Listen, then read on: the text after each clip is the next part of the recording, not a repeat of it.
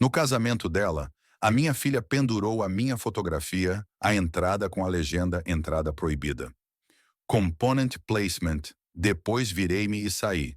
3 horas depois, tinha 73 chamadas perdidas. História real.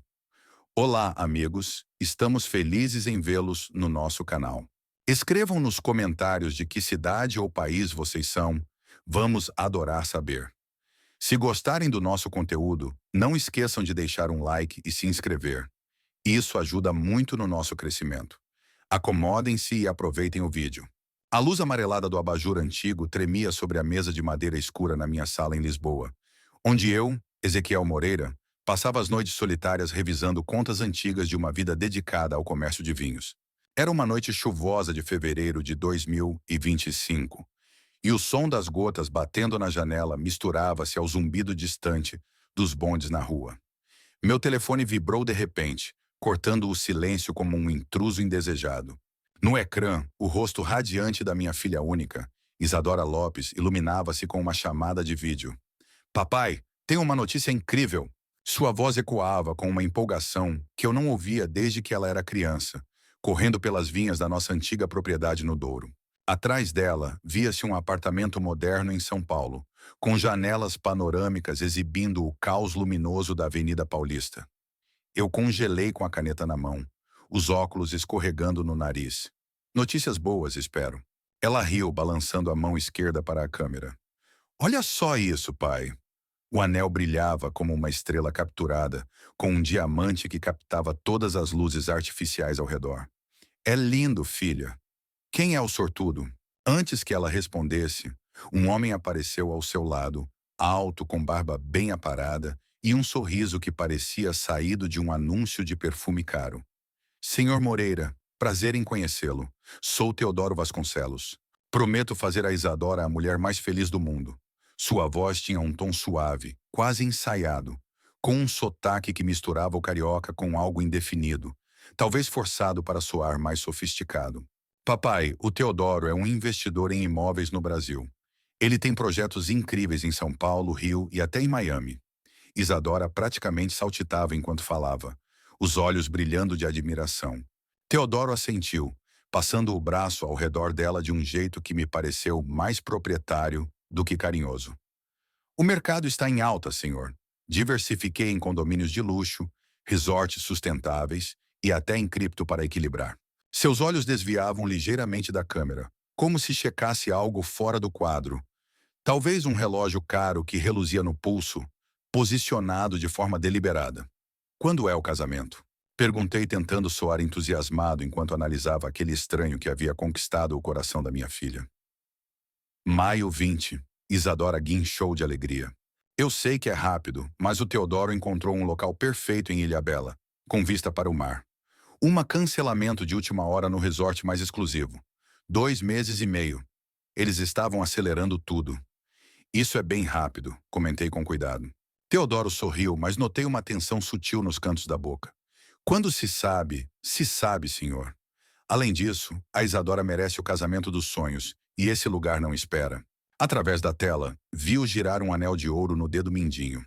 Um tique nervoso que contrastava com sua pose polida. O outro braço permanecia firme no ombro dela, o polegar traçando círculos que pareciam mais controladores do que afetuosos. O Teodoro pensou em tudo. Isadora continuou, inclinando-se para ele. Ele está cuidando dos fornecedores, das decorações. Eu mal preciso me preocupar com nada. Isso deveria me alegrar. Em vez disso, um frio instalou-se no meu estômago. Bem, mal posso esperar para conhecê-lo pessoalmente, Teodoro. Igualmente, senhor Moreira. Ouvi tanto sobre o senhor. Depois de mais conversa animada sobre flores tropicais e catering com sabores brasileiros, eles desligaram. Sentei-me na cadeira de couro desgastado, enquanto a escuridão voltava ao quarto. O brilho do telefone esvaindo-se na minha palma. O jornal do dia jazia esquecido no chão, e o meu chá de camomila esfriara. Algo não Teodoro me incomodava, embora eu não soubesse nomear. Talvez fosse o jeito como ele dominava a conversa fingindo deferência. Ou como suas roupas caras pareciam ligeiramente erradas.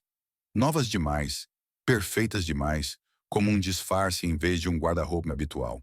Olhei para o meu reflexo na tela escura, vendo as minhas dúvidas se multiplicarem na penumbra. 15 dias de noites inquietas haviam se passado desde aquela chamada de vídeo. Quando Teodoro ligou pedindo uma conversa homem para homem, eu concordei, movido por curiosidade e por uma necessidade inabalável de entender o que me perturbava nele. O café em Cascais era o tipo de lugar que eu esperava que ele escolhesse. Elegância discreta, mesas de mármore, a discrição que vem com pratos de 50 euros. Eu o avistei em uma mesa de canto, parecendo nervoso apesar do terno cinza impecável. Senhor Moreira, obrigado por vir.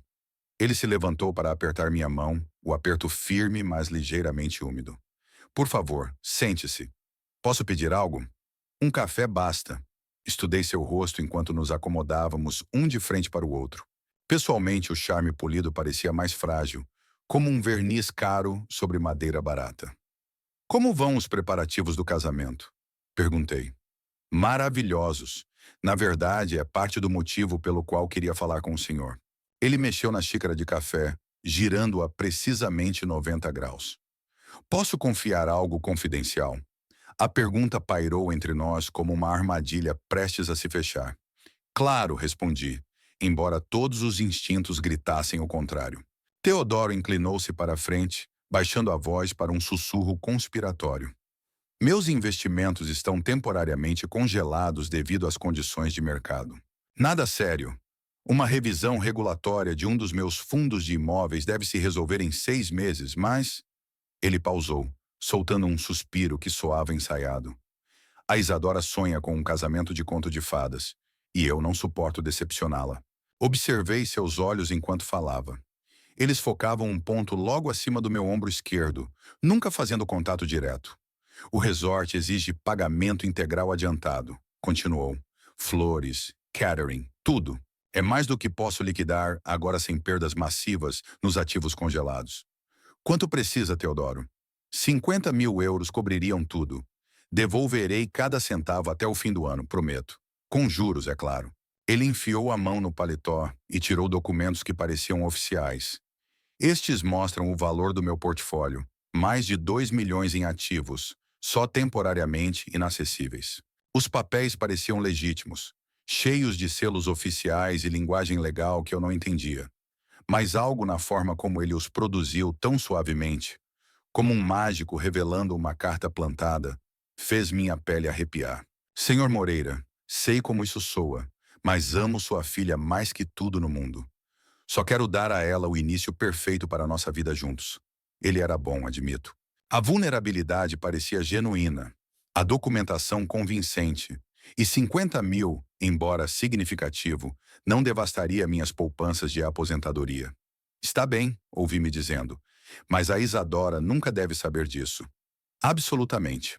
Isso a destruiria pensar que eu não posso prover por ela adequadamente. Alívio inundou suas feições tão rapidamente que quase pareceu autêntico. O senhor não imagina o quanto isso significa para mim. Escrevi o cheque com lentidão deliberada, minha mão hesitando acima da linha de assinatura. Os olhos de Teodoro rastreavam cada movimento da caneta, como um falcão vigiando a presa. No momento em que rasguei o cheque, ele praticamente se atirou sobre a mesa para pegá-lo, dobrando-o cuidadosamente na carteira. O senhor não se arrependerá, senhor Moreira. A Isadora terá o casamento mais lindo que Ilhabela já viu. Ele saiu imediatamente depois, citando chamadas urgentes com fornecedores.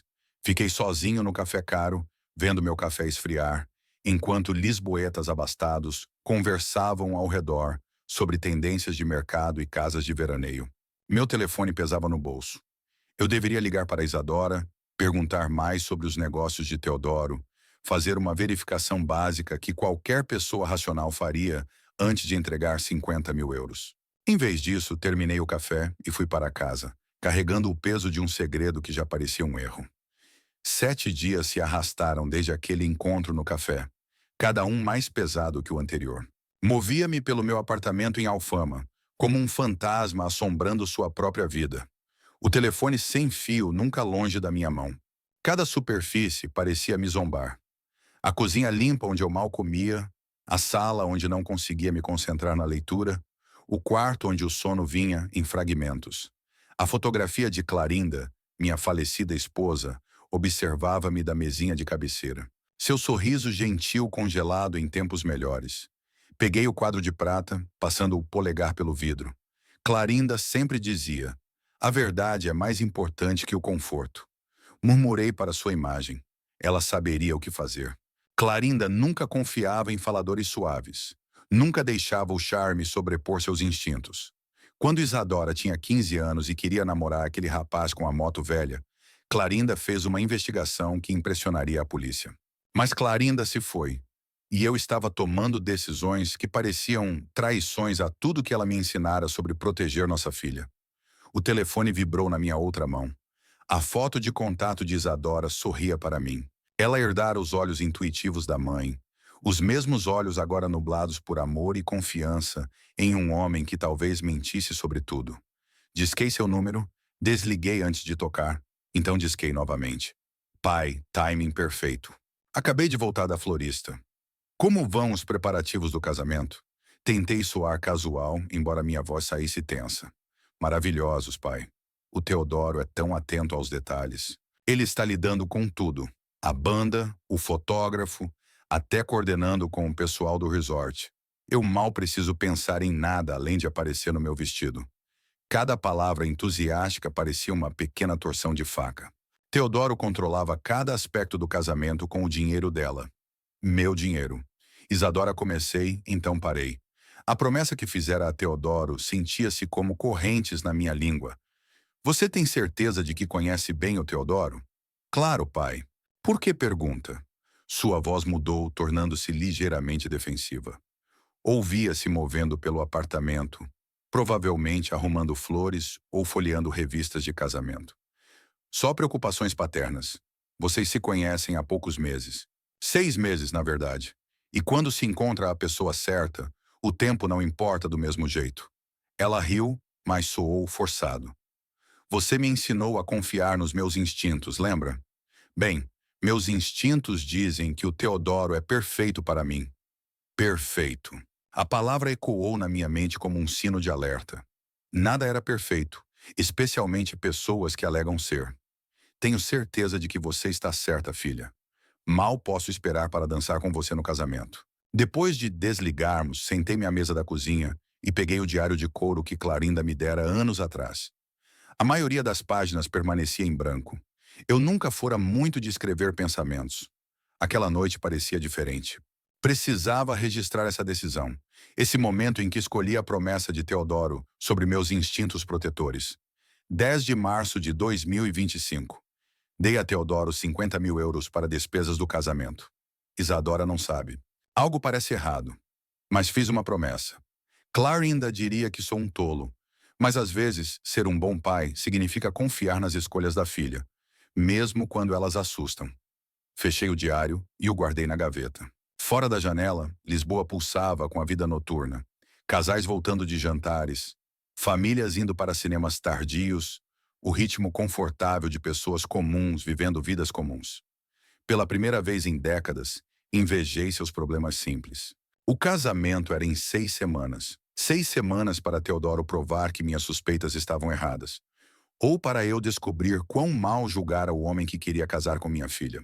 Apaguei a luz da cozinha e fui para a cama, carregando a foto de Clarinda comigo. Se estava cometendo um erro, pelo menos não o cometeria sozinho. 4 dias haviam se passado desde que escrevi aquelas palavras no diário de Clarinda. Agora eu estava do lado de fora de um restaurante chique no Chiado, observando através das janelas amplas como Teodoro e Isadora riam sobre taças de champanhe. O voo matinal de Lisboa me deixara exausto e com olheiras, mas consegui tomar banho e vestir meu melhor terno, um azul marinho que de repente parecia barato sob os lustres de cristal do lugar. Pai! Isadora veio saltitando em um vestido fluido vermelho que provavelmente custava mais que minha mensalidade de aluguel. Seu anel de noivado captava toda a luz no salão enquanto me abraçava, cheirando a perfume caro e felicidade. Teodoro se levantou devagar da mesa de canto, seus movimentos calculados e predatórios. O terno que vestia, lã preta com listras sutis, parecia saído de uma revista de moda. Meus 50.000 euros haviam sido bem usados. Senhor Moreira, que prazer vê-lo novamente. Seu aperto de mão demorou demais. o polegar pressionando meus nós dos dedos com força desnecessária. Por favor, sente-se. Teodoro gesticulou para na cadeira oposta, mas de algum modo se posicionou para comandar a melhor vista do salão. Tomei a liberdade de pedir vinho, barca velha que harmoniza perfeitamente com os frutos do mar daqui. Antes que eu pudesse responder, ele sinalizava o sommelier, lançando-se em uma discussão detalhada sobre taninos e envelhecimento em carvalho que me deixou sentindo como um turista na vida da minha própria filha. O menu muda sazonalmente, Teodoro continuou, sem se incomodar em me passar a pasta encadernada em couro. Mas recomendo roubá-lo, a menos que prefira algo mais tradicional. A palavra tradicional gotejava com descendência. O pai é bem aventureiro, Isadora disse, estendendo a mão para apertar a minha. Lembra quando experimentamos aquele sushi no mercado da Ribeira? Senhor Moreira, ainda usa cheques? Que autêntico. O sorriso de Teodoro não vacilava, mas seus olhos brilhavam com malícia. Senti minha mandíbula apertar. Às vezes, os métodos antigos funcionam melhor. Claro, claro. Embora imagine que rastrear despesas deva ser desafiador sem banco digital. Ele se recostou na cadeira, um braço drapejado possessivamente sobre os ombros de Isadora. Isadora, seu pai provavelmente lembra quando o Bitcoin valia centavos, não é, senhor? Teodoro, talvez devamos falar de outra coisa. Tentei manter a voz nivelada. Claro, desculpe. Esqueci que nem todo mundo se adapta tão rápido às novas realidades. Ele virou-se para Isadora com preocupação teatral. Querida, devemos explicar os básicos de cripto? Ou seria overwhelming? Isadora riu. Riu de verdade, como se eu fosse um avô antiquado precisando de proteção de conceitos modernos. O garçom apareceu com o primeiro prato. Uma arrumação elaborada de vieiras que Teodoro dissecou com precisão cirúrgica enquanto explicava volatilidade de mercado para Isadora. A cada poucos minutos ele me jogava um osso.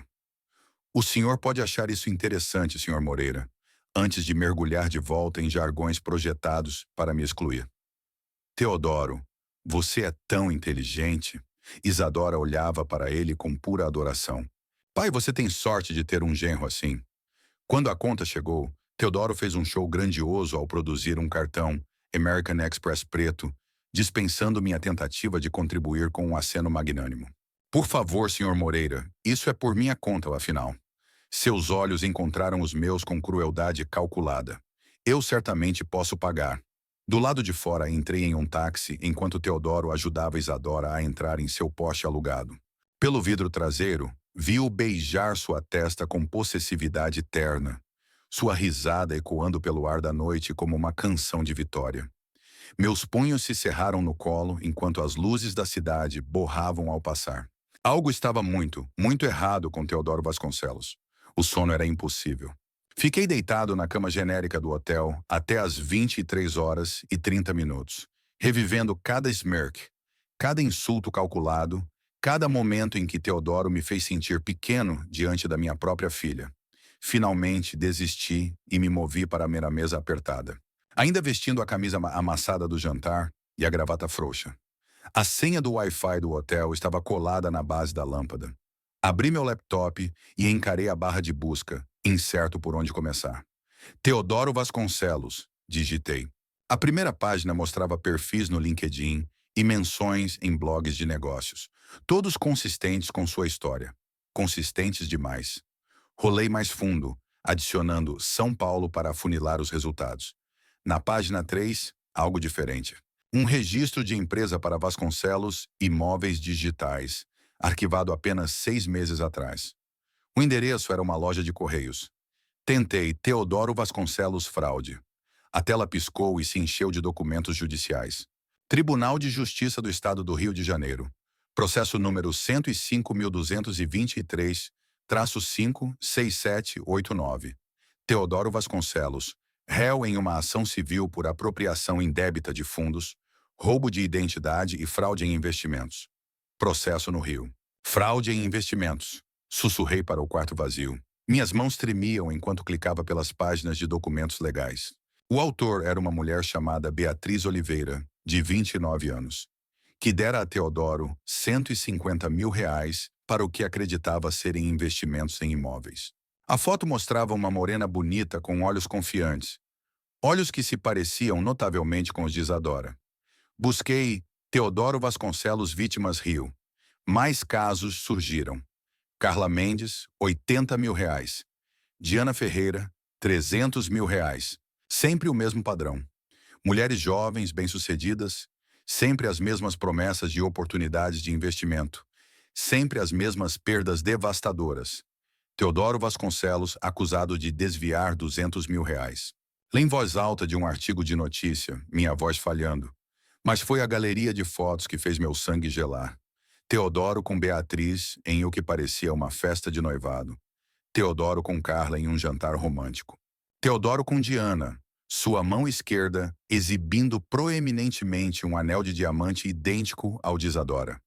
Passei as próximas 4 horas imprimindo tudo. Processos judiciais, artigos de notícias, testemunhos de vítimas, relatórios policiais. A impressora do centro de negócios do hotel trabalhou horas extras enquanto eu construía uma fortaleza de evidências ao redor do laptop. Cada documento revelava novos horrores. Teodoro usara pelo menos 3 sobrenomes diferentes: Vasconcelos, Pereira e Santos. Ele se especializava em alvejar mulheres através de apps de namoro, criando personas elaboradas como empresário de sucesso. A fase de noivado durava exatamente 6 meses. Tempo suficiente para construir confiança e acessar contas bancárias. Às 5 horas, xícaras de café literavam a mesa e minha camisa pendia aberta no colarinho. As evidências cobriam cada superfície. Fotos das vítimas anteriores de Teodoro. Capturas de tela de documentos de investimento fraudulentos. Testemunhos de famílias devastadas. Meu Deus, o que ele está fazendo com minha filha? A pergunta pairava no ar viciado do hotel. Fora, Lisboa acordava. Comerciantes matinais pegando café, corredores nas ruas, pessoas normais vivendo vidas normais. Enquanto meu mundo desmoronava em padrões criminosos e promessas quebradas, organizei os documentos em pastas de Manila, cada vítima ganhando a sua própria. A pasta de Beatriz era a mais grossa. Ela lutara contra Teodoro na corte por 2 anos antes de desistir. Carla tentara alertar outras mulheres online, até os advogados de Teodoro a silenciarem. Diana simplesmente desaparecera das redes sociais por completo. O documento final me deixou nauseado, um perfil psicológico compilado pela Polícia Federal Brasileira. Teodoro demonstrava padrões clássicos de narcisismo com tendências sociopáticas, mostrando habilidade particular em explorar laços familiares para alcançar objetivos financeiros. O amanhecer rastejava pelas cortinas do hotel, enquanto eu empilhava as evidências em ordem cronológica. Meu telefone mostrava 6h47. Isadora estaria se preparando para o trabalho em breve, provavelmente cantarolando canções de casamento enquanto Teodoro observava da cama deles, planejando seu próximo movimento. Alcancei o telefone com mãos firmes. O tempo dos segredos havia terminado. A manhã do Dia dos Namorados trouxe sol cristalino português derramando-se pela janela do meu hotel. A ironia não me escapava enquanto arrumava a história criminal de Teodoro pela mesa, como cartas em um jogo mortal. Cada documento contava a mesma história: romance, manipulação, devastação financeira. Disquei o número de Isadora exatamente às 7h15, sabendo que ela estaria acordada, mas Teodoro talvez ainda no banho. Ela atendeu no segundo toque, sua voz brilhante com a alegria particular de uma noiva há 3 semanas do casamento. Bom dia, pai. Dormiu bem? O jantar não foi incrível? A felicidade em sua voz tornava o que eu tinha de fazer ainda mais brutal. Isadora, preciso te contar algo importante. Você está sentada? Estou me arrumando para o trabalho. Mas o que há de errado? Você soa sério. Segurei o processo de Beatriz Oliveira na mão livre, tirando força da tentativa falha de outro pai em salvar sua filha. Isadora, o Teodoro me pediu 50.000 euros para o casamento. Você me disse que ele era milionário. Silêncio esticou-se pela linha como um fio tenso. Você está mentindo, o Teodoro me contaria. Sua voz rachou com descrença. Filha, ele disse que seus ativos estavam congelados e precisava de dinheiro para o resort. Ele me fez prometer não te contar. Isso é impossível. O Teodoro me mostra suas contas de investimento o tempo todo. Ele tem mais de 2 milhões. Ele tem um processo por fraude. Filha, tenho os documentos aqui. Tribunal do Rio. número 120.000 dos 1023-56789. Ele roubou dinheiro de uma mulher chamada Beatriz Oliveira. Ouvi movimento ao fundo, a voz de Teodoro perguntando o que estava errado. A respiração de Isadora tornou-se rápida e superficial. Você está inventando isso porque não aceita que eu cresci. Não suporta que eu não precise mais de você. Isadora, por favor, só olhe as evidências. Há outras mulheres. Carla Mendes, Diana Ferreira. Ele fez isso antes. Exatamente o mesmo padrão.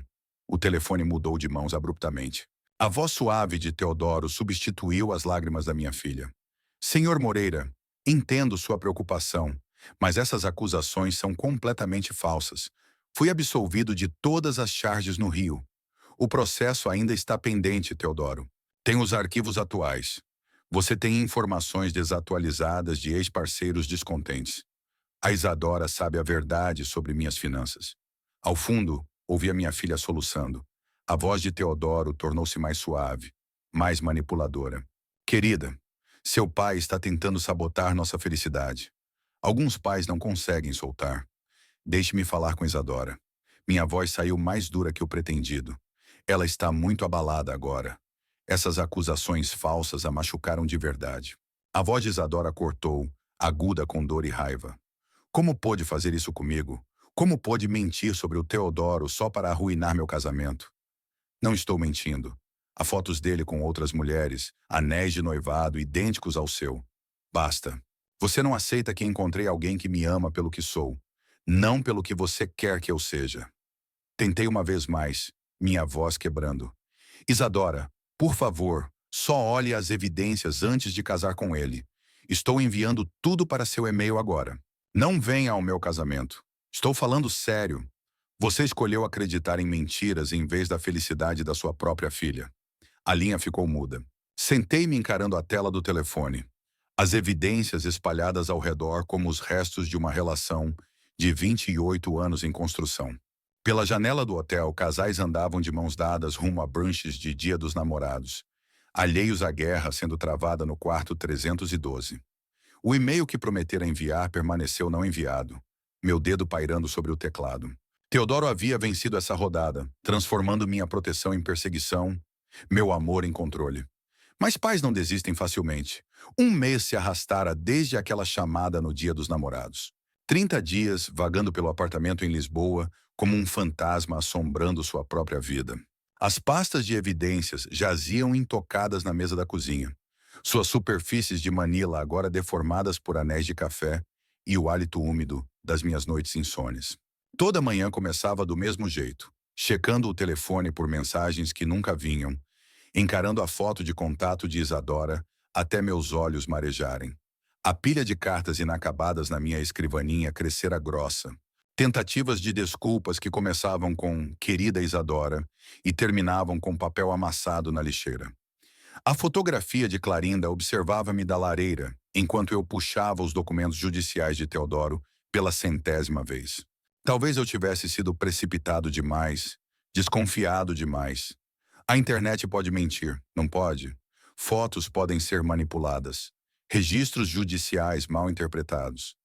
Talvez eu seja desconfiado demais. Ela é uma mulher adulta, sussurrei para o quarto vazio. Meus vizinhos começaram a deixar voice-mails preocupados. A senhora Santos de baixo mencionou que eu parecia magro.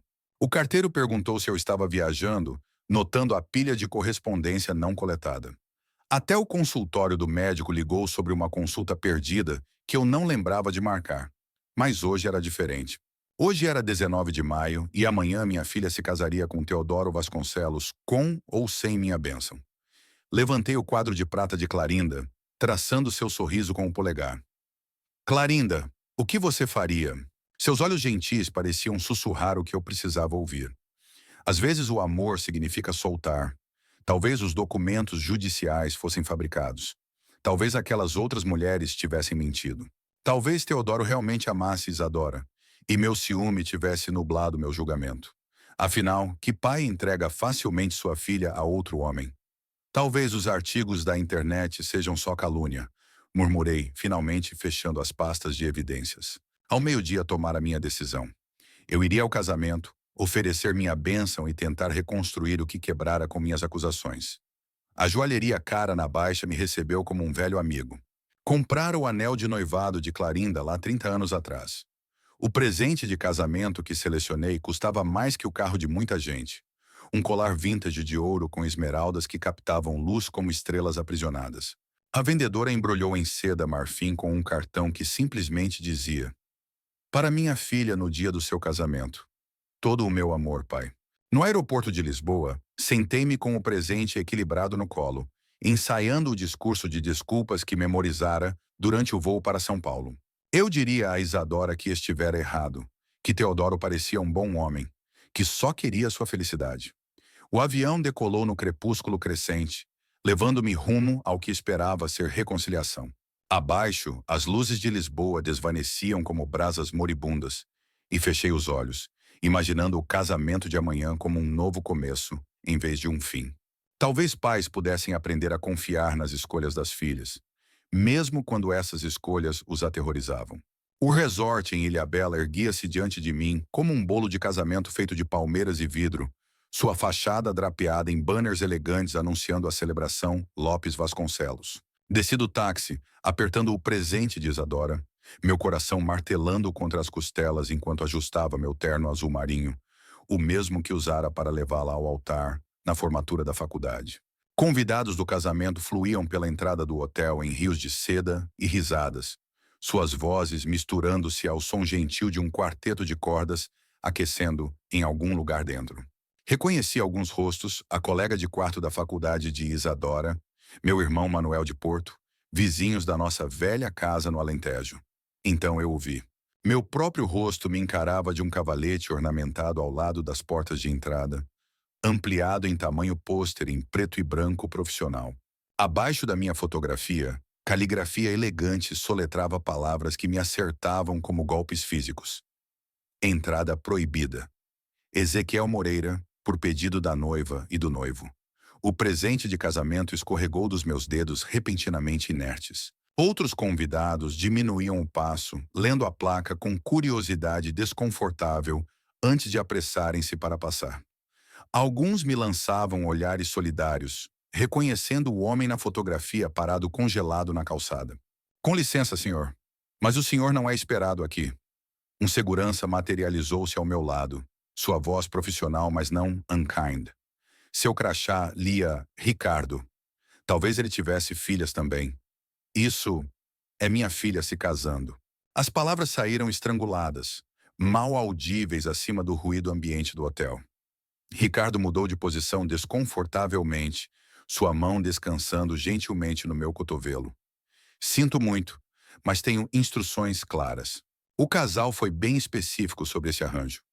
Pelas portas de vidro, eu via o salão de recepção sendo preparado, orquídeas brancas cascateando de suportes de cristal, mesas postas com porcelana que provavelmente custava mais que meu aluguel mensal. Meus 50 mil euros em ação, criando beleza que eu estava proibido de testemunhar. Outros convidados continuavam fluindo ao nosso redor como água em torno de pedras, e suas conversas caindo para sussurros ao passarem pela fotografia do pai banido. Alguns pareciam genuinamente chocados. Essas eram pessoas que me conheciam há anos, que haviam ido às festas de aniversário de Isadora e celebrações de formatura. Coloquei a caixa da joalheria com cuidado ao lado da minha própria fotografia, a seda marfim brilhante contra o mármore polido do hotel. As esmeraldas dentro captariam a luz lindamente no pescoço de Isadora, sempre que ela escolhesse abri-lo. Agora entendo, Teodoro. Agora entendo tudo. Ricardo recuou ligeiramente, talvez ouvindo algo perigoso na minha voz, mas eu não estava mais zangado. Raiva era pequena demais para o que sentia. Isso não era só rejeição. Era humilhação calculada, projetada para arrancar cada fiapo de dignidade que eu pudesse ter salvado da nossa relação. Teodoro não havia simplesmente conquistado Isadora. Ele se certificara de que eu seria marcado publicamente como o pai tóxico demais para assistir ao casamento da própria filha. A fotografia garantiria que todos, amigos, família, estranhos, soubessem exatamente quão completamente eu fora expulso. Endireitei a gravata e assenti para Ricardo. Poderia chamar um táxi para mim, por favor? Preciso chegar ao Banco Central antes que fechem. O segurança pareceu aliviado. Claro, senhor. Imediatamente. Enquanto esperava pelo táxi, dei uma última olhada no meu próprio rosto, encarando de volta daquele cavalete. O homem naquela fotografia ainda acreditava que sua filha poderia perdoá-lo. Poderia escolher a família sobre a manipulação de um estranho. Aquele homem fora um tolo, mas aprendera melhor agora. O táxi me deixou fora da agência do Banco de Portugal em Lisboa às 16h30 exatas. O sol da tarde lançando sombras longas pela fachada de granito do edifício. Dentro, a equipe reduzida de sábado movia-se com a eficiência lânguida de pessoas, contando horas até o fechamento. Aproximei-me da mesa de atendimento ao cliente com a calma metódica que usara outrora para fechar negócios de vinhos de milhões. A jovem bancária, seu crachá lia Ana, olhou para cima da tela do computador com polidez praticada. Boa tarde. Como posso ajudar hoje? Coloquei minha identidade e documentação de conta no balcão polido, com precisão deliberada. Preciso cancelar um cheque imediatamente. Os dedos de Ana voaram pelo teclado, puxando detalhes da minha conta. Certamente, senhor. Pode fornecer o número do cheque e o valor? Número 3.562, 50.000 euros, emitido para Teodoro Vasconcelos. Soletrei o sobrenome com cuidado, vendo-a digitar cada letra. Senhor, se o cheque já foi apresentado para pagamento, isso poderia criar problemas para o destinatário. Sua voz carregava o tom cauteloso de alguém que lidava com cônjuges zangados e disputas familiares. Encontrei seus olhos firmemente. É exatamente isso que me interessa. Compreensão piscou em suas feições. Ela vira esse cenário antes. Parceiros traídos, cônjuges infiéis, feudos familiares que terminavam em guerra financeira. Ela puxou os formulários oficiais de parada de pagamento sem outra palavra. Há uma taxa de processamento de 35 euros e o cancelamento entrará em vigor imediatamente no nosso sistema. Qualquer tentativa de sacar ou depositar esse cheque será declinada. Perfeito. Assinei cada formulário com a mesma assinatura cuidadosa que usara no cheque original de Teodoro. A ironia não me escapava. A parada de pagamento está ativa agora. Senhor Moreira, aqui está seu número de confirmação e recibo.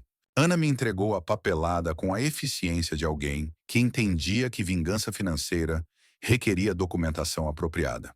Dobrei o recibo com cuidado e o coloquei na carteira bem ao lado da fotografia de Isadora da sua formatura. Em algum lugar do outro lado do oceano, Teodoro provavelmente revisava detalhes finais do casamento, confiante de que seus fornecedores seriam pagos, de que sua elaborada decepção concluiria com sucesso. Por agora, a cerimônia de casamento provavelmente havia começado. Isadora estaria caminhando pelo corredor, no vestido que Teodoro a convencera a comprar, cercada por convidados que haviam visto meu rosto naquele pôster humilhante. O quarteto de cordas estaria tocando, o fotógrafo capturando momentos de alegria e celebração. Mas em poucas horas, quando os caterings exigissem pagamento e os floristas quisessem acertar contas, Teodoro descobriria que sua fonte primária de fundos evaporara.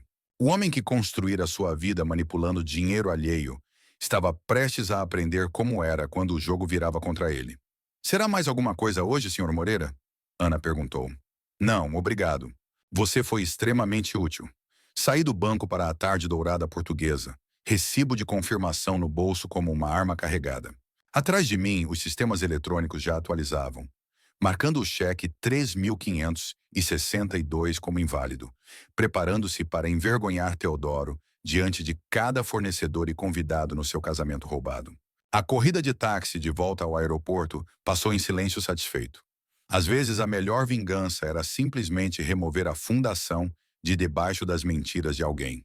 2 horas haviam se passado desde que saí do banco, e em algum lugar em Ilhabela, minha filha provavelmente dançava sua primeira dança como senhora Teodoro Vasconcelos.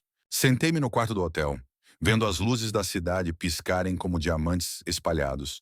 Meu recibo de confirmação dobrado niate na carteira como um revólver. O salão do resort estaria brilhando com luz de velas agora.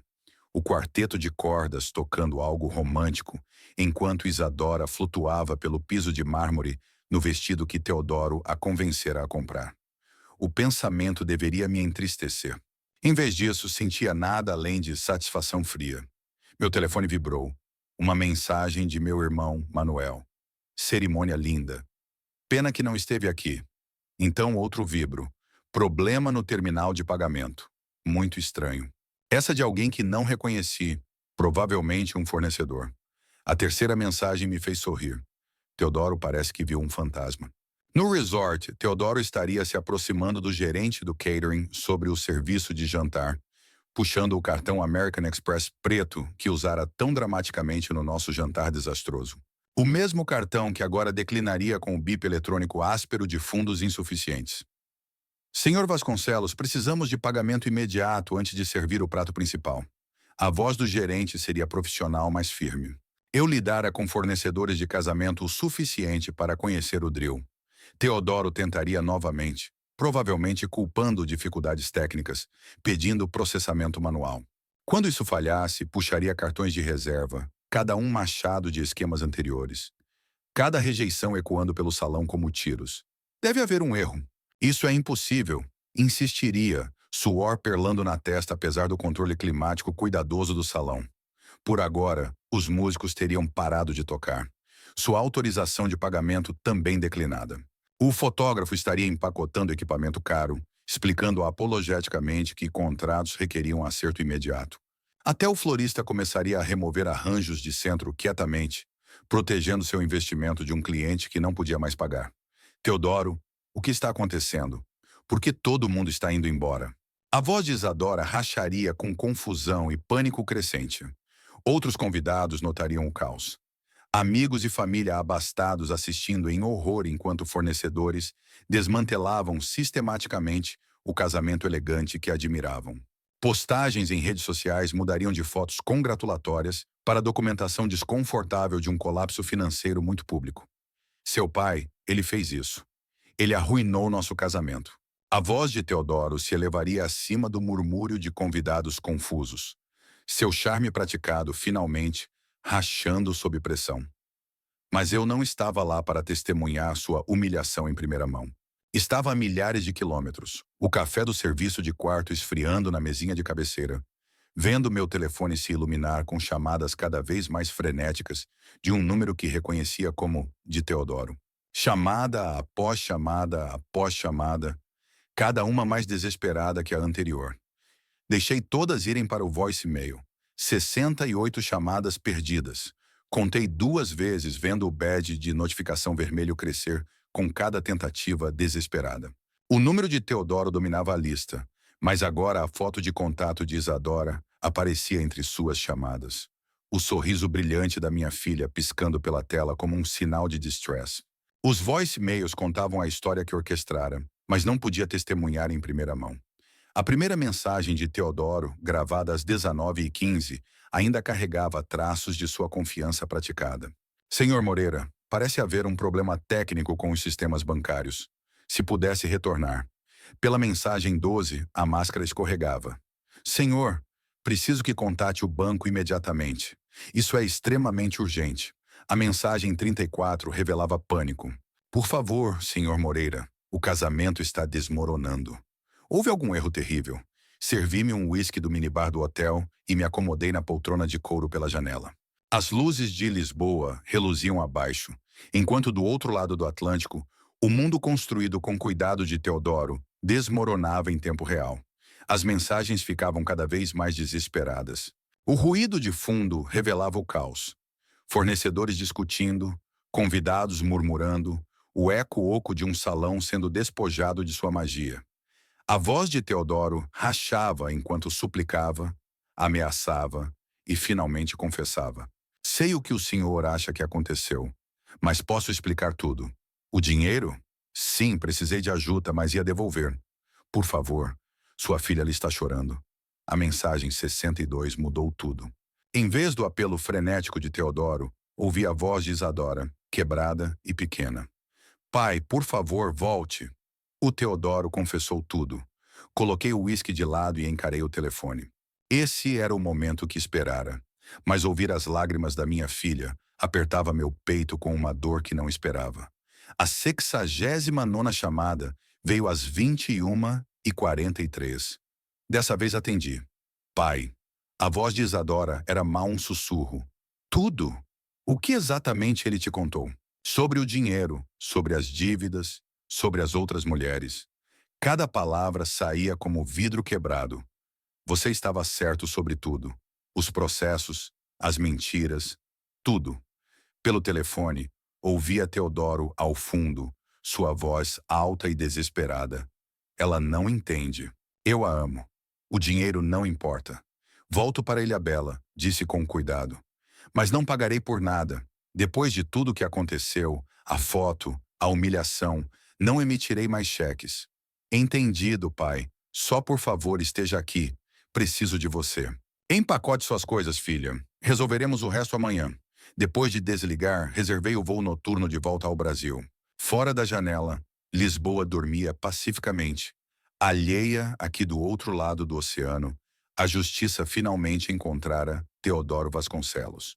Às vezes a melhor vingança era simplesmente deixar alguém revelar sua verdadeira natureza, quando a pressão se tornava insuportável. 3 meses depois, o calor do verão reluzia nas calçadas de Lisboa, enquanto ouvia passos familiares subindo as escadas para o meu apartamento. Pelo olho mágico, vi Isadora parada no corredor com 2 malas gastas. O rosto magro, mas determinado, parecendo mais com minha filha do que em mais de um ano. Abri a porta antes que ela batesse. Pai, me perdoe. Você estava certo sobre tudo. As palavras jorraram enquanto ela desabava nos meus braços, do mesmo jeito que quando tinha 7 anos e caía da bicicleta. Filha, você é minha filha.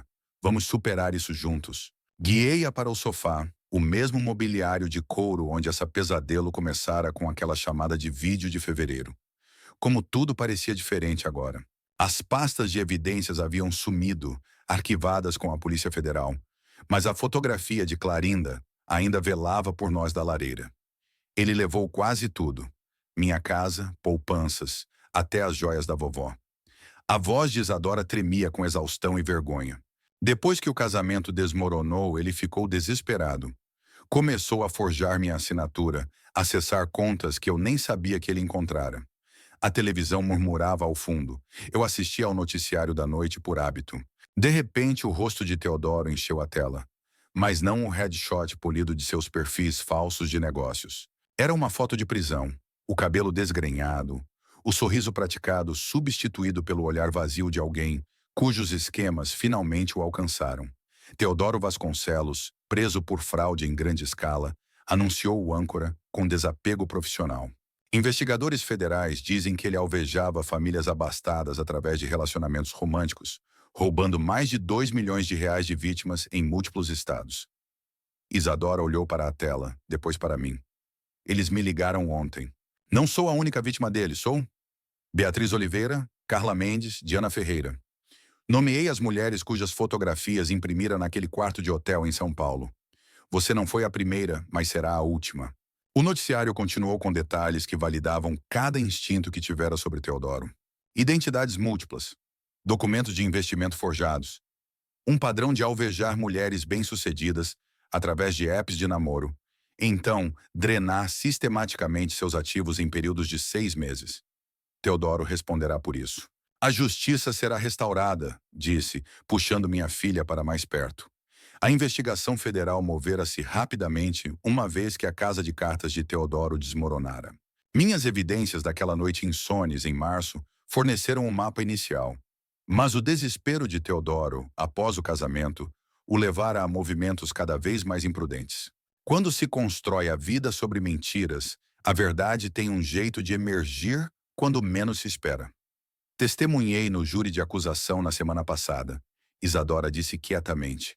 Ele enfrenta 15 a 20 anos. Fora, Lisboa zumbia com seu ritmo noturno familiar. Famílias normais terminando o jantar, ajudando crianças com deveres, vivendo as vidas simples e honestas que invejara nos meus momentos mais escuros. E agora? Isadora perguntou. Olhei ao redor do apartamento que me abrigara pela pior crise da minha vida. Depois para minha filha, mais velha, mais sábia, marcada mas não quebrada. Agora reconstruímos juntos. A fotografia de Clarinda parecia sorrir aprovadoramente da lareira. Às vezes, proteger quem se ama significa fazer escolhas difíceis, mesmo quando eles te odeiam por isso. Mas o amor perdura, a verdade prevalece, E a justiça, quando finalmente chega, tem um sabor mais doce que qualquer vingança. Se gostou dessa história, curta o vídeo, inscreva-se no canal e compartilhe suas impressões nos comentários. Para ouvir a próxima história, clique na caixa à esquerda. Obrigado por assistir. Os meses seguintes fluíram como um rio calmo após uma tempestade violenta, carregando Isadora e eu para uma rotina reconfortante no meu apartamento em Alfama. O sol de outono filtrava-se pelas janelas estreitas, pintando padrões dourados no chão de azulejos antigos, enquanto nós dois nos adaptávamos a uma vida compartilhada que eu nunca imaginara possível depois de tanta dor. Isadora, com sua resiliência herdada de Clarinda, começara a trabalhar em uma pequena agência de marketing digital no bairro Alto, usando suas habilidades em redes sociais para ajudar negócios locais a florescerem online. Eu, por minha vez, voltei às minhas raízes no comércio de vinhos, consultando vinícolas no Douro por telefone, compartilhando conhecimentos acumulados ao longo de décadas. As noites eram preenchidas com jantares simples, pastéis de nata frescos da padaria da esquina, saladas com azeite virgem e conversas que curavam feridas antigas. Pai, lembra quando eu era pequena e você me levava para colher uvas nas vinhas? Swing, ela perguntava, rindo enquanto cortava tomates maduros. Essas memórias, outrora ofuscadas pela traição de Teodoro, agora serviam como pontes para reconstruir nossa conexão. Mas nem tudo era serenidade. Os ecos do passado persistiam em formas inesperadas. Uma manhã, enquanto Isadora revisava e-mails no laptop, seu rosto empalideceu como leite coalhado. Pai, olha isso. Ela virou a tela para mim, exibindo uma mensagem de um remetente anônimo. Teodoro não terminou. Ele tem aliados. Cuidado com as sombras. O texto era curto, críptico, acompanhado de uma foto borrada de uma prisão brasileira, onde Teodoro supostamente cumpria a pena. Meu estômago revirou. Provavelmente uma brincadeira de mau gosto, eu disse, tentando soar convicto, mas minhas mãos tremiam ao pegar a xícara de café. Isadora balançou a cabeça, os olhos cheios de um medo renovado. E se não for? Ele mencionou amigos poderosos durante nossas brigas finais. Pessoas no mundo dos investimentos que o ajudariam. Decidimos ignorar por enquanto, mas o incidente plantou sementes de dúvida, fazendo-nos olhar por cima do ombro nas ruas sinuosas de Lisboa. Dias depois, durante um passeio pelo miradouro da Senhora do Monte, onde a cidade se estendia como um tapete vivo abaixo de nós, Isadora confidenciou mais. Sabe, pai, depois do casamento desmoronado, eu me sinto como se parte de mim ainda estivesse presa àquela ilusão. Teodoro não era só um golpista. Ele me fazia sentir viva, aventureira. Seu tom era reflexivo, não nostálgico, mas doía ouvir. Eu parei, apoiando-me no muro de pedra, o vento do Tejo trazendo cheiro de sal e liberdade. Filha, aventuras verdadeiras não vêm de mentiras. Elas crescem de dentro, como as videiras que resistem às secas. Ela sorriu fracamente, apertando minha mão. Naquele momento, percebi que a cura não era linear. Era um labirinto de emoções, onde velhos fantasmas surgiam em curvas inesperadas. A tensão escalou quando recebi uma ligação de um número desconhecido com prefixo brasileiro. A voz do outro lado era rouca, com sotaque nordestino marcado. Senhor Moreira, aqui é o detetive Ramos, da Polícia Federal em São Paulo. Estamos investigando conexões de Teodoro Vasconcelos. Ele mencionou seu nome em interrogatórios recentes. Meu coração acelerou, ecoando como tambores no peito. Que conexões? O detetive pausou, o som de papéis farfalhando ao fundo. Parece que ele tinha um esquema maior envolvendo lavagem de dinheiro através de vinícolas falsas no Alentejo. Seu nome apareceu em documentos forjados, provavelmente para te incriminar como retaliação. Incriminar? Eu? Sentei-me pesadamente na cadeira da sala, o mundo girando. Isadora, ao meu lado, ouvia no viva voz, os olhos arregalados. Isso é absurdo. Eu sou vítima dele. Ramos suspirou. Sabemos, mas precisamos de sua cooperação. Pode vir ao Brasil para depor? Ou enviaremos agentes aí? A notícia nos abalou como um terremoto sutil, rachando a frágil paz que construíramos. Isadora insistiu em acompanhar qualquer viagem, mas eu hesitei, temendo expô-la a mais perigos. Pai, não vou te deixar enfrentar isso sozinho. Somos uma equipe agora. Sua determinação me lembrou Clarinda em seus dias mais fortes, quando enfrentava negociações difíceis com fornecedores teimosos. Decidimos consultar um advogado em Lisboa, um velho amigo chamado Vasco Nunes, especialista em direito internacional. Seu escritório no Teado era um oásis de livros encadernados e aroma de café forte. Ezequiel, isso cheira a armadilha, Vasco disse, ajustando os óculos enquanto examinava os e-mails que imprimíramos. Teodoro pode estar usando contatos na prisão para manipular o sistema. Recomendo não viajar até confirmarmos a autenticidade desse detetive. Ele prometeu investigar, ligando para contatos na Embaixada Brasileira. Enquanto esperávamos respostas, a vida cotidiana ganhou tons de suspense.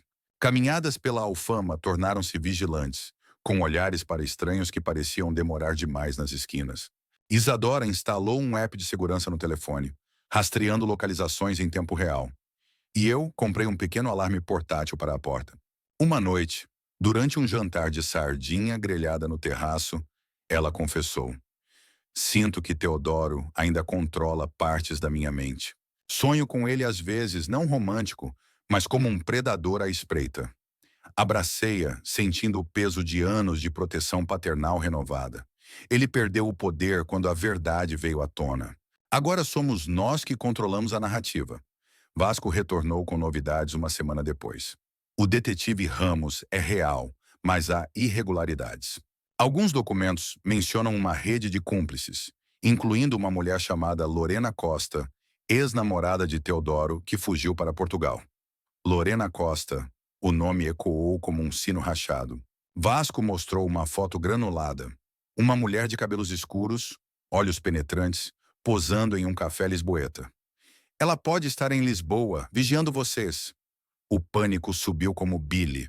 Isadora e eu passamos a noite discutindo estratégias, mapeando rotas seguras para o trabalho e instalando câmeras discretas no apartamento. "Se ela se aproximar, chamamos a polícia", eu disse, tentando soar firme. A confirmação veio de forma dramática. Isadora voltou do trabalho uma tarde, ofegante, o rosto corado. "Pai, acho que a vi." Uma mulher me seguiu do metrô até a rua de casa. Parecia com a foto. Corremos para a janela espiando a rua abaixo, onde sombras dançavam sob os lampiões. Nada. Mas o medo se instalara como um hóspede indesejado. Naquela noite, em vez de dormir, pesquisamos Lorena online, descobrindo fragmentos de sua vida. Uma influenciadora de viagens que desaparecera após escândalos financeiros no Brasil. "Ela deve estar ajudando Teodoro a recuperar o que perdeu." Isadora especulou, mordendo o lábio. Decidimos agir. Contatamos a polícia local, relatando a suspeita de perseguição. Um oficial simpático, o sargento Mendes, prometeu patrulhas extras na área. Lisboa é segura, mas melhor prevenir. Enquanto isso, Vasco arranjou uma videoconferência com o detetive Ramos. Na tela, Ramos apareceu cansado, fundo de uma sala lotada de arquivos. "Senhor Moreira, Lorena é perigosa. Ela gerenciava as contas falsas de Teodoro.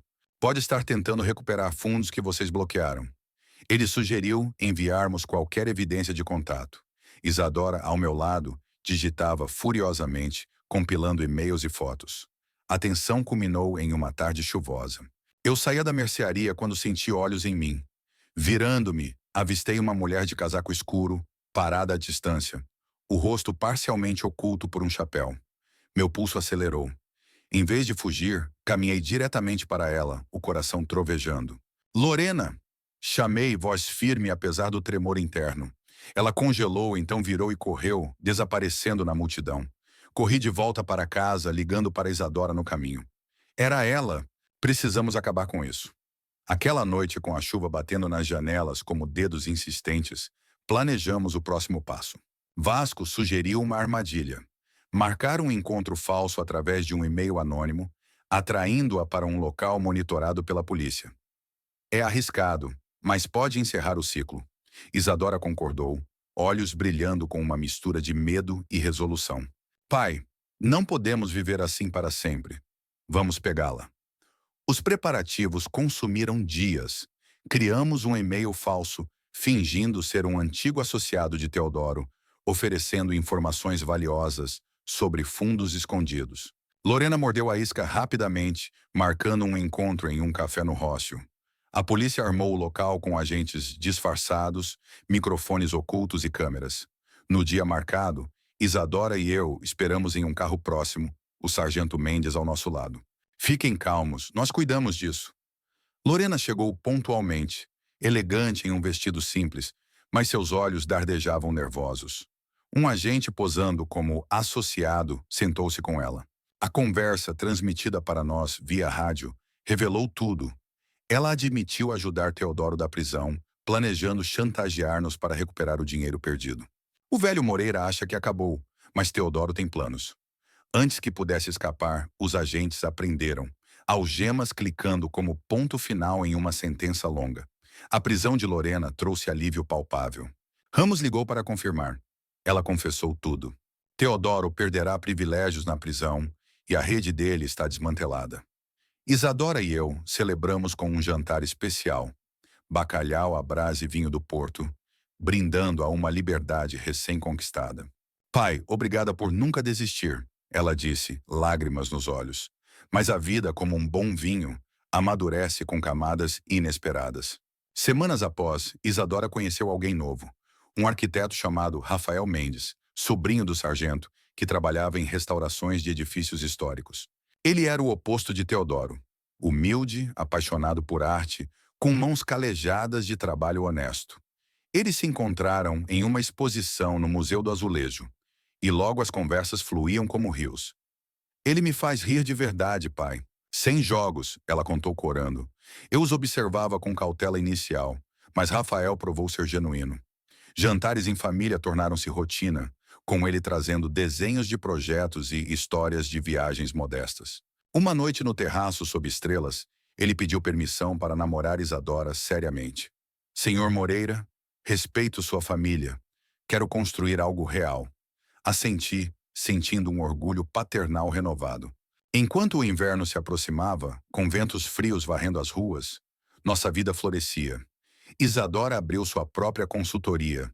Eu publiquei um livro sobre vinhos portugueses, e Rafael se integrou como parte da família. Os fantasmas de Teodoro e Lorena desvaneceram, substituídos por esperanças frescas.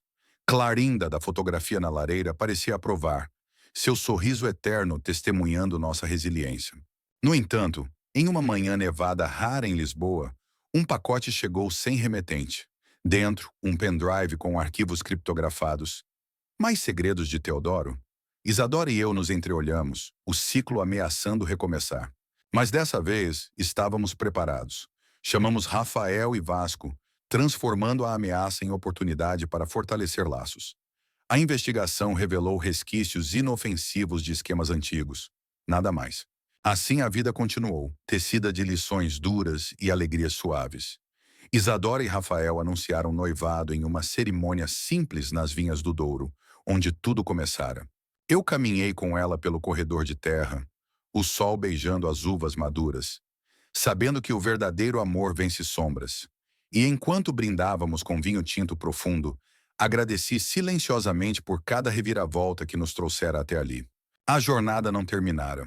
Evoluía, diversa e imprevisível como as estações mudando o paisagem. Novos desafios viriam, mas com família unida, enfrentaríamos todos. As vinhas do Douro estendiam-se como veias verdes pulsando sob o sol de fim de verão, e o ar carregava o aroma doce das uvas prestes a serem colhidas, misturado ao cheiro terroso da terra fértil que nos sustentara por gerações. O noivado de Isadora e Rafael fora anunciado ali, em uma cerimônia íntima que mais parecia uma reunião de almas afins do que um evento grandioso. Mesas improvisadas com queijos regionais, pães crocantes e garrafas de vinho colhidas das minhas antigas propriedades. Caminhei com Isadora pelo caminho de cascalho, seu braço entrelaçado no meu, o vestido leve dela dançando com a brisa que descia das colinas. Rafael esperava no final, com um sorriso tímido e olhos que brilhavam não de posse, mas de genuína admiração, como se ele ainda não acreditasse na sorte de tê-la encontrado entre azulejos e projetos arquitetônicos. Pai, isso é real, ela sussurrou, apertando minha mão, e eu assenti, sentindo o peso das reviravoltas passadas se dissipar como névoa matinal. Enquanto brindávamos com copos tilintando cheios de um rubi profundo, o vinho escorrendo como sangue vital, conversei com Rafael sobre seus planos para restaurar uma capela abandonada no Minho, um projeto que envolvia pedras centenárias e comunidades locais. É sobre preservar histórias, Sr. Moreira, não só estruturas, ele disse, e eu vi nele o tipo de integridade que Teodoro nunca possuíra, mãos que construíam em vez de destruir. A noite caiu com fogueiras crepitando, contando anedotas de viagens e sonhos futuros, e pela primeira vez em anos, senti que o ciclo de desconfiança se rompia, dando lugar a uma tapeçaria nova, tecida com fios de confiança renovada. Mas as estações mudam, e com o outono veio uma brisa fresca que trouxe não só folhas caídas, mas ecos distantes de turbulências não resolvidas. De volta a Lisboa, enquanto Isadora e Rafael planejavam uma vida juntos, ele desenhando plantas para uma casa sustentável nas colinas de Sintra, ela expandindo sua consultoria para incluir campanhas ecológicas, recebi uma carta inesperada do Ministério da Justiça brasileiro. O envelope, marcado com selos oficiais, continha uma notificação.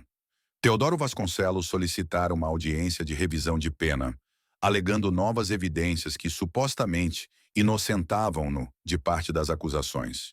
Isso inclui testemunhos falsos sobre sua família, Sr. Moreira.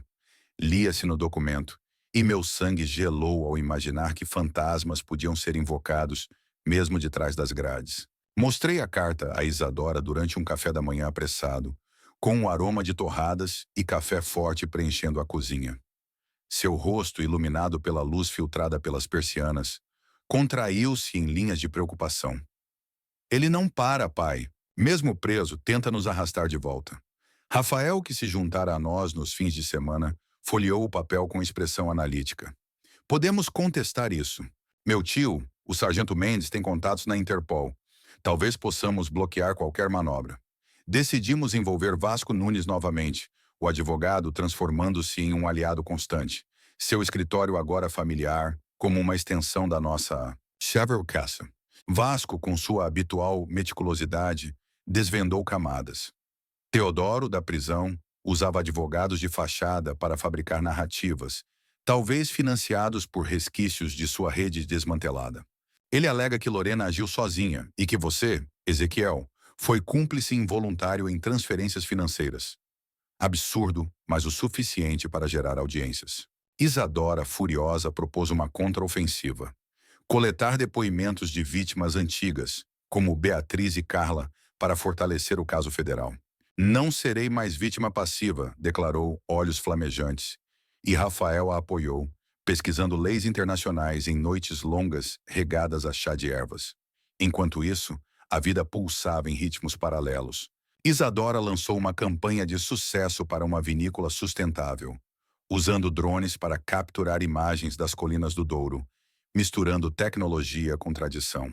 Eu, inspirado, organizei uma degustação virtual com produtores europeus, conectando sabores portugueses a paladares distantes. Rafael progredia na restauração da capela, convidando-nos para visitas onde o som de martelos ecoava como batidas de um coração renascido. Em uma dessas viagens, sob chuvas finas que lavavam as pedras musgosas, conversamos sobre filhos futuros. Quero que cresçam conhecendo raízes profundas, Isadora disse, e eu visualizei netos correndo por vinhas, livres de sombras passadas. A audiência de Teodoro foi marcada para novembro, via videoconferência, e preparamo-nos como guerreiros modernos. Dossiês digitais, testemunhas virtuais, argumentos afiados. Vasco coordenou com Ramos no Brasil, revelando que Teodoro tentava subornar guardas para acessar comunicações externas. Ele subestima a vigilância agora, Ramos comentou em uma chamada instalada. Isadora depôs primeiro, sua voz firme narrando a traição, transformando dor em arma. Eu segui, detalhando cada manipulação, sentindo catarse ao expor verdades outrora engolidas. Mas surpresas surgiram. Durante a sessão, Teodoro apareceu na tela. Magro e abatido, olhos afiados como lâminas enferrujadas. Senhor Moreira, sua filha mentiu para proteger o ego paterno. Cuspiu, mas as evidências o desmentiram, com e-mails forjados desmascarados em tempo real. O juiz, impassível, negou a revisão, estendendo sua pena por tentativas de obstrução. Alívio nos invadiu como vinho derramado, mas Teodoro, em um último suspiro, murmurou: Isso não acaba aqui. Há heranças que voltam. Suas palavras pairaram como névoa, mas não nos paralisaram. Em vez disso, impulsionaram mudanças. Isadora e Rafael aceleraram planos de casamento, optando por uma união civil em Sintra, cercados por florestas antigas e amigos leais. Eu ofertei a antiga propriedade no Douro como presente, um símbolo de renovação. Para plantar novas vinhas, disse, e eles aceitaram, vislumbrando uma vida entre colinas e projetos. O inverno chegou com geadas suaves, cobrindo Lisboa em um manto branco raro, e com ele veio uma oportunidade inesperada. Um produtor de documentários contatou Isadora, inspirado por sua história pública de superação, propondo um filme sobre mulheres vítimas de fraudes românticas. Você pode liderar vozes silenciadas, né? Ele disse. E ela hesitou, mas aceitou, transformando o trauma em advocacy. Rafael a filmava em sessões, capturando sua força, enquanto eu contribuía com perspectivas paternas, tecendo narrativas que educavam. Em meio a isso, descobrimos pequenos tesouros. Uma caixa de cartas antigas de Clarinda, escondida no sótão, revelando conselhos atemporais sobre resiliência. A vida é como vinho, azeda-se estagnada, mas enriquece com agitação. Ela escrevera, e rimos, sentindo sua presença guiando-nos. Rafael, tocado, incorporou elementos dela na capela restaurada. Um vitral com motivos de uvas, homenageando legados. Enquanto o documentário progredia, conectando-nos a outras sobreviventes, uma de Porto Alegre, outra de Faro, formamos uma rede de apoio trocando histórias em chamadas globais.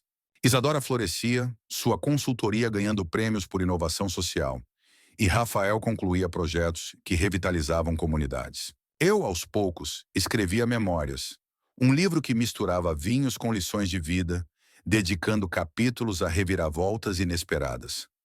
Uma noite, sob luar prateado no terraço, brindamos novamente.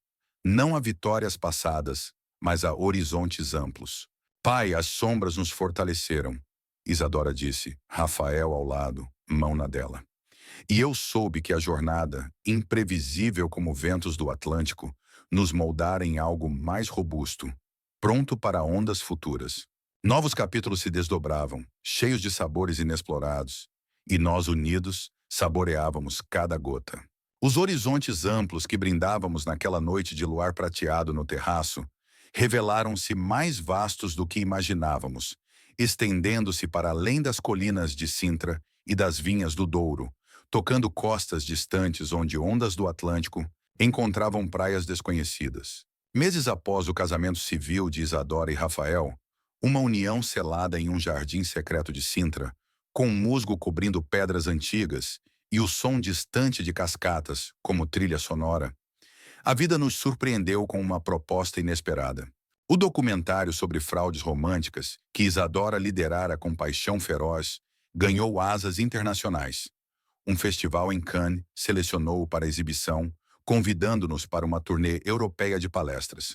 Pai, isso é maior que nós, Isadora exclamou, olhos dançando com excitação enquanto embalava malas com roupas leves e notebooks cheios de dados.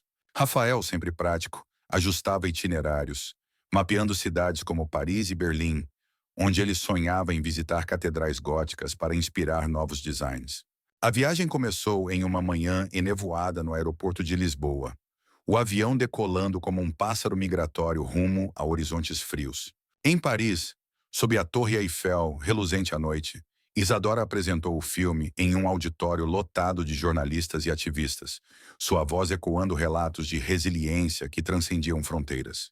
Eu, ao lado, compartilhava anedotas sobre instintos paternais, comparando-os às raízes profundas das videiras que resistem a vendavais.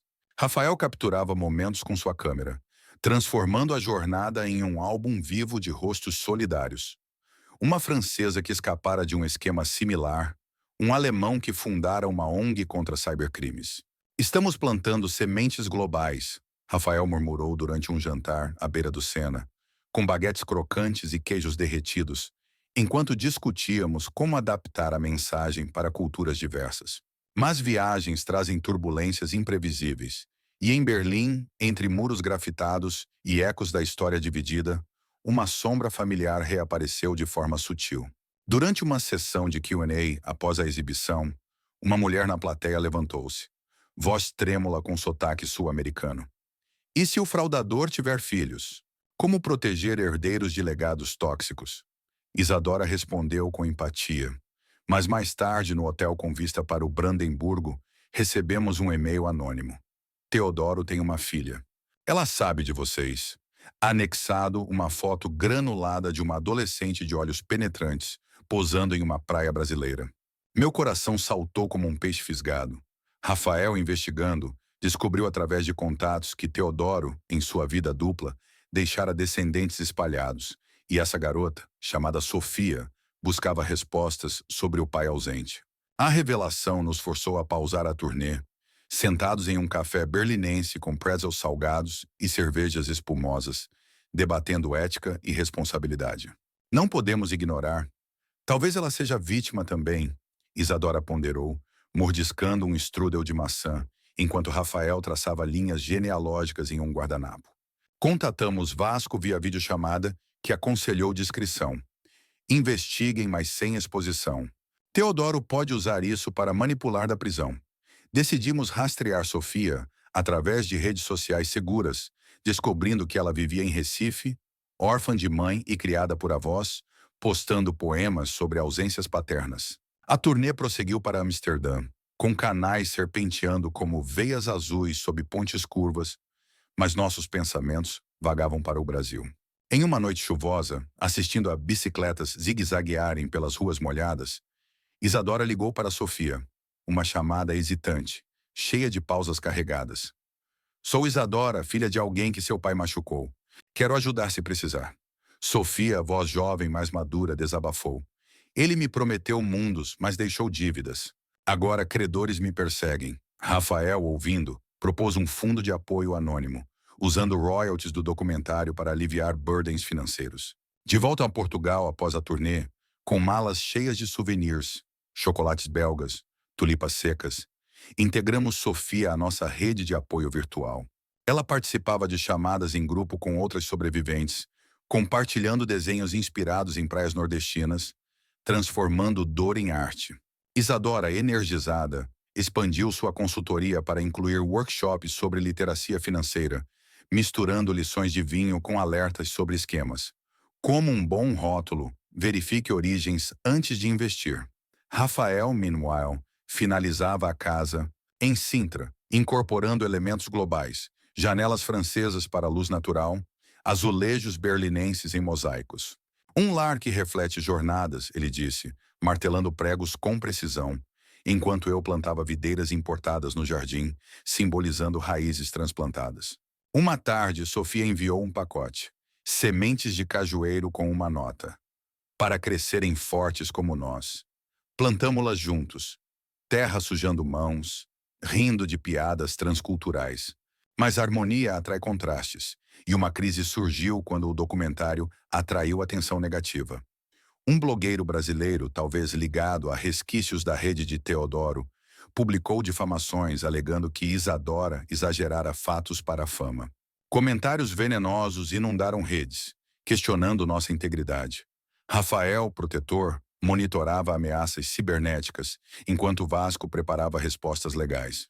Contra-ataque com fatos, ele orientou, e Isadora organizou uma live global, convidando vítimas para testemunharem ao vivo, desmascarando mentiras com evidências irrefutáveis. A live transmitida de nosso terraço agora florido reuniu milhares.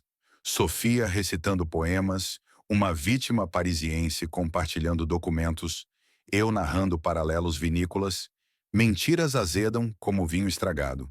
O backlash reverteu, transformando calúnias em combustível para mais apoio, com doações fluindo para uma fundação recém-criada. Com a primavera despontando, brotos verdes emergindo das sementes de Sofia, nossa família se expandiu de formas sutis. Rafael e Isadora anunciaram uma gravidez, gêmeos para surpresa dupla. E eu, avô iminente, preparei o berçário com berços entalhados em madeira de sobreiro. Viagens ao Recife foram planejadas para conhecer Sofia pessoalmente, tecendo laços atlânticos. Em uma manhã orvalhada, caminhando pelas vinhas revigoradas, refleti sobre espirais da vida, de traições a triunfos, de isolamentos a conexões globais. Isadora, barriga arredondando, caminhava ao lado, Rafael carregando ferramentas para novas construções. Pai, cada reviravolta nos enriqueceu, ela disse, colhendo uma uva prematura, suco doce nos dedos. E assim, saboreando frutos de labores compartilhados, navegávamos correntes imprevisíveis, ancorados em unidade forjada pelo tempo. Os frutos de labores compartilhados que saboreávamos naquela manhã, orvalhada nas vinhas revigoradas, revelaram sabores mais complexos com o passar das semanas, misturando o doce da expectativa com toques amargos de realidades distantes que nos chamavam para além do horizonte português. Enquanto a barriga de Isadora arredondava com os gêmeos em gestação, dois corações pulsando em uníssono, como uvas gêmeas em um cacho, os planos para a viagem ao Recife ganharam contornos urgentes, impulsionados por mensagens diárias de Sofia, que enviava áudios cheios de sotaque pernambucano, descrevendo sonhos de estudar arte em uma universidade local, mas atormentada por dívidas herdadas que aprendiam como raízes invasoras. Rafael, com sua mente arquitetônica traçando linhas invisíveis no ar, propôs uma extensão da viagem. Por que não combinamos com uma visita a projetos de restauração no Nordeste? Posso conectar com colegas lá, transformar isso em uma ponte cultural. Isadora, recostada em uma espreguiçadeira no jardim de Sintra, agora florescendo com cajueiros jovens, assentiu traçando círculos imaginários na barriga. E se levássemos o documentário? Uma sessão especial em Recife, com Sofia como co-apresentadora. A preparação virou um vórtice de atividades. Consultas médicas confirmando a saúde dos bebês, com ultrassons ecoando risadas de alívio, malas recheadas de presentes, livros de vinhos, para os avós de Sofia, desenhos da capela para inspirá-la, e chamadas com a fundação, alocando fundos para uma bolsa de estudos que libertaria Sofia das amarras financeiras. Mergulhado em rascunhos do meu livro, adicionava capítulos sobre heranças inesperadas, comparando-as a vinhas híbridas que surpreendem com colheitas robustas. Uma noite, sob o crepitar de uma lareira na casa de Sintra, paredes ecoando com o som de chuva fina, discutimos temores latentes. E se resquícios da rede de Teodoro ainda rondarem por lá? Zerênia Rafael questionou, afiando um lápis como se preparasse uma ferramenta de defesa. Vasco, em uma visita surpresa com uma garrafa de vinho raro, tranquilizou. A Polícia Federal monitora. Sofia está segura e vocês viajam com proteção discreta.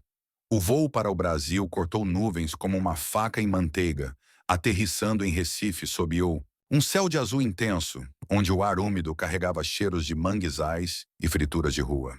Sofia nos esperava no aeroporto, magra e vibrante em um vestido florido, olhos herdados de Teodoro, agora suavizados por curiosidade genuína.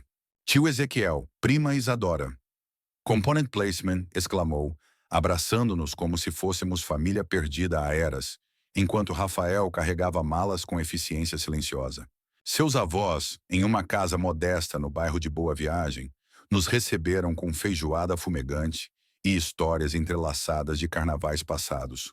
O avô tocando um pandeiro improvisado para celebrar. A sessão do documentário em um centro cultural local transformou-se em um caldeirão de emoções. Plateia diversa, pescadores, artistas, vítimas locais de esquemas semelhantes, aplaudindo enquanto Sofia subia ao palco, voz trêmula narrando sua jornada de filha abandonada à ativista em ascensão. Meu pai plantou sementes ruins, mas eu as transformo em flores, declarou, exibindo um mural pintado com motivos de cajueiros e ondas, inspirado nas sementes que enviamos. Isadora, mão na barriga, sentindo chutes suaves, complementou com insights sobre ciclos de cura, e eu fechei com analogias vinícolas.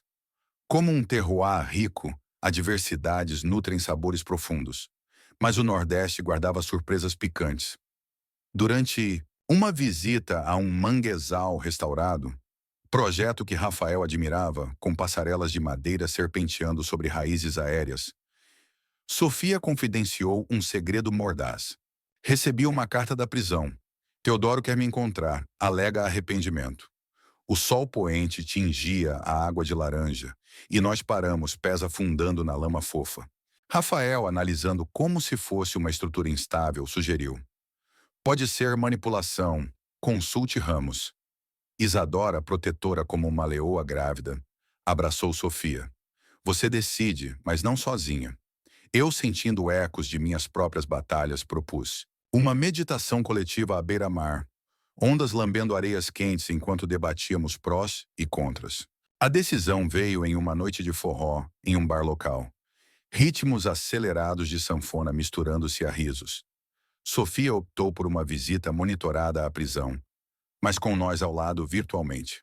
Ramos arranjou uma chamada segura, e na tela granulada, Teodoro apareceu envelhecido, correntes invisíveis pesando em sua postura.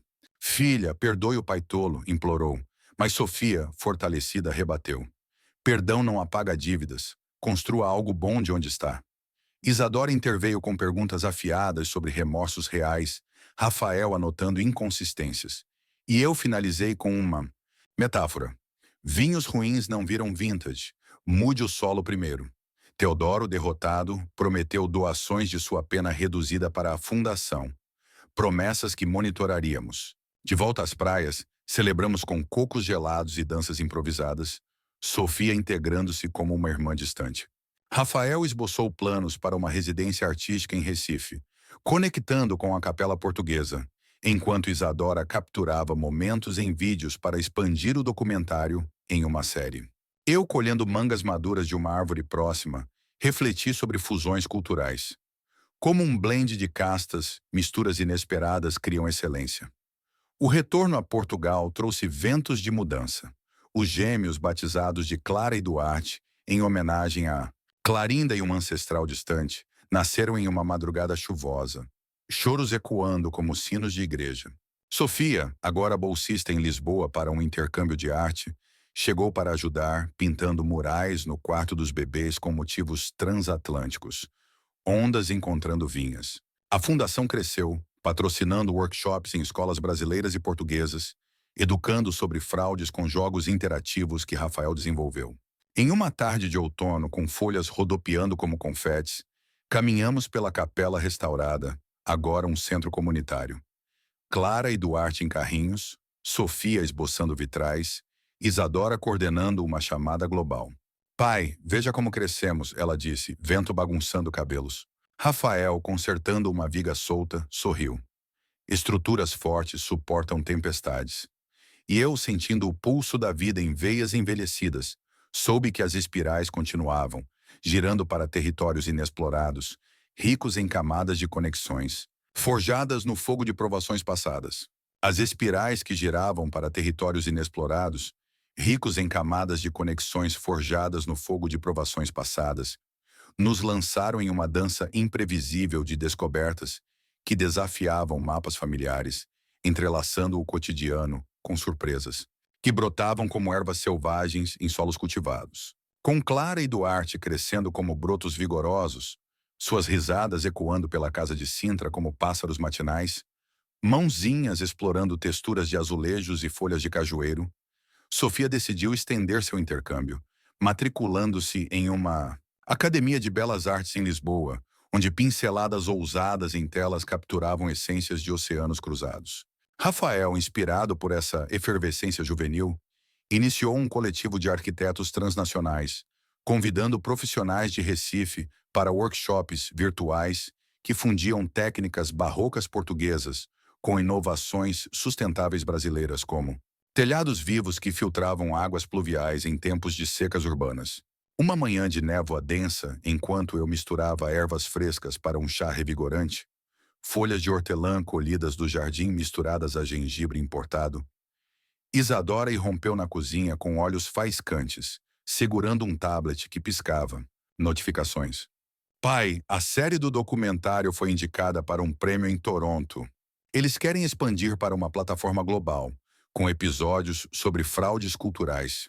Os gêmeos, rastejando pelo chão como exploradores minúsculos, pararam para observar, Duarte agarrando uma colher caída como tesouro. Rafael, entrando com braços cheios de plantas para o novo viveiro, riu. Isso significa mais viagens? Vamos levar as crianças para verem neve de verdade. Decidimos aceitar, transformando a indicação em uma odisseia familiar. Malas recheadas de fraldas e câmeras, roteiros improvisados que entrelaçavam narrativas pessoais com depoimentos de pirinoanajais, continentes distantes. Em Toronto, sob céus cinzentos salpicados de arranha-céus reluzentes, a cerimônia de premiação pulsou como um coração coletivo de ativistas. Luzes estroboscópicas dançando sobre rostos de todas as etnias, enquanto Isadora subia ao palco com Clara no colo, discursando sobre teias invisíveis de enganos que transcendem fronteiras. Fraudes não respeitam passaportes, mas nem a solidariedade, proclamou, e o público irrompeu em aplausos que ecoaram como trovões distantes. Sofia, ao nosso lado, esboçava caricaturas rápidas dos oradores, capturando essências em traços fluidos, enquanto Rafael networkingava com urbanistas canadenses, sonhando com vilas flutuantes para comunidades costeiras ameaçadas pelo clima.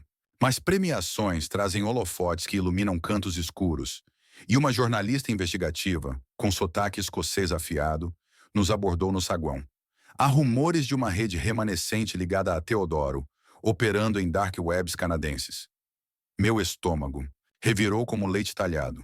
Rafael, protetor, checou dispositivos por brechas, enquanto Isadora contatava Ramos via satélite. Vestígios fantasmas. Ramos confirmou, voz crepitante pela linha. Um hacker anônimo vende dados de vítimas antigas. Pode ser um pupilo de Lorena.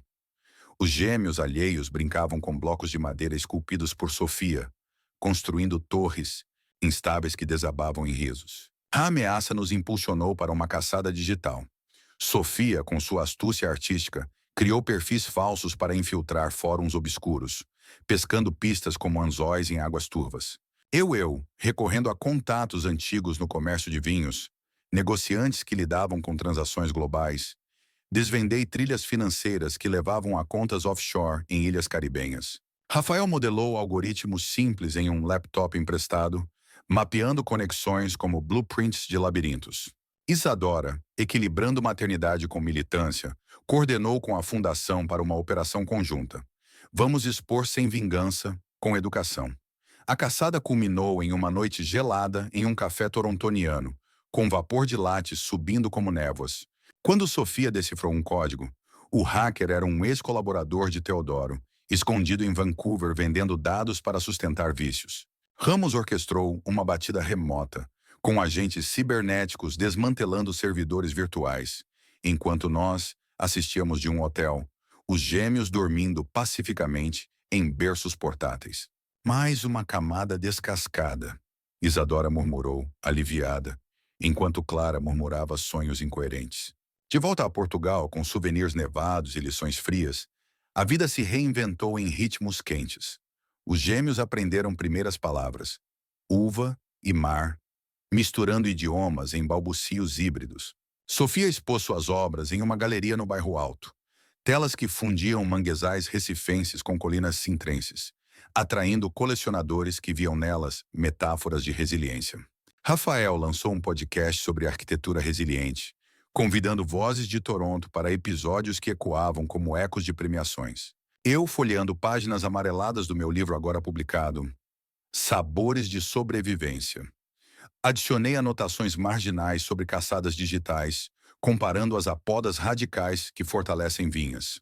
Uma tarde, em um piquenique nas dunas de Cascais, com ventos salgados despenteando cabelos, observamos os gêmeos cavando buracos na areia, Sofia construindo castelos efêmeros ao lado. Pai, cada ameaça nos torna cartógrafos melhores. Isadora refletiu, Rafael assentindo enquanto esculpia torres com conchas. E assim, navegando mares de incertezas, tecemos redes que capturavam não só perigos, mas possibilidades infinitas, dançando ao som de ondas que sussurravam promessas de horizontes sempre renovados.